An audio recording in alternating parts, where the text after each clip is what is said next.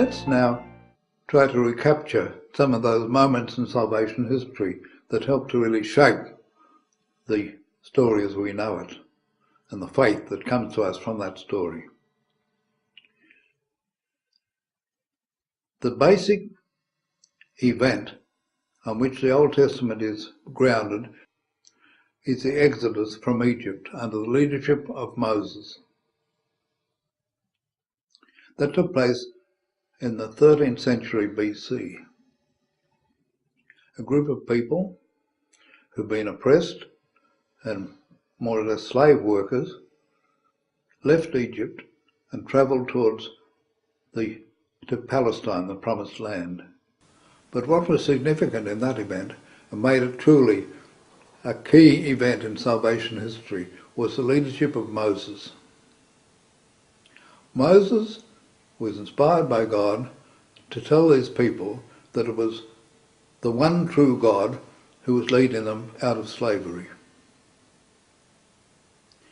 And he showed them this God was very different from the gods of the pharaohs and the pagans.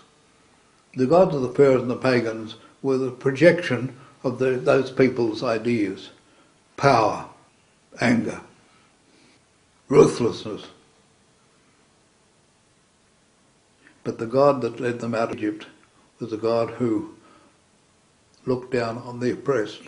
This begins a wonderful tradition, the contrast between the gods of Israel and the God of the pagans. See, there's a great contrast between salvation history of our Judeo-Christian tradition and the mythologies of pagan peoples. All peoples of the world have had a culture that sought to understand life and the meaning of life have developed mythologies. As they look at the frustrations, the sufferings, the anomalies, the injustice of the world, the tragedy of human existence, suffering of so many people, they try to understand what it means. And very often they try to understand in terms of the gods who are running the world. And their mythologies tell the story of the gods in a way that tries to explain the anomalies and puzzles and mysteries of human existence. There's a lot of wisdom in the mythologies of the pagans. They project all their efforts to understand life, make sense of it. But what a contrast between those mythologies and this tradition of salvation history. Here's a God who's not the projection of the hopes and frustrations of humanity. He's a God who comes surprisingly concerned about things that none of the pagan gods were concerned about the oppressed, the poor. The great theme runs through the Old Testament. God hears the cry of the poor, the champion of the poor. Very often in Israel, people went astray and didn't live up to the ideals that God had offered to them. It was the prophets that spoke out, and in the name of God, the real justice and truth and good life that God promised that people would have if they really were faithful to God and followed his ways, were never forgotten. So gradually that great hope unfolded in the life of Israel. As things went astray and people failed, as they settled down and became prosperous, many of them began to indulge in the pagan worship of their neighbours. The prophet spoke out against, be faithful to the true God. Know the great blessings you've received. Be faithful to them. You'll be a light to the nations. You show the world what life can really mean. Israel was a small nation surrounded by superpowers. Egypt, and then in Mesopotamia had the Babylonians and the Assyrians.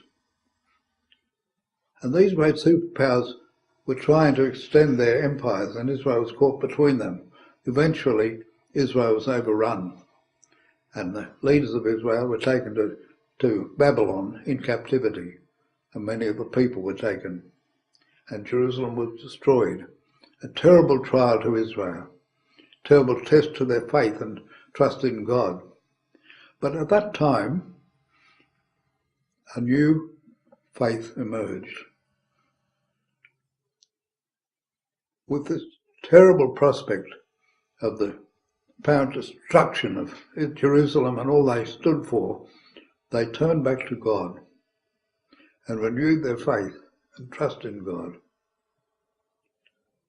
Now, after the captivity and exile, the people lived for 6 centuries under occupying powers, never regained their full freedom. And when Jesus came, that was the situation in which he came. That explains some of the tension and the anguish of the people in the time of Jesus, and their hopes for something to happen, and looking forward to the new David, the new Messiah that would come and lead them to a new life. In Jesus Christ, salvation history now takes them a tremendous leap forward. Israel was promised by God through the prophets a boundless future,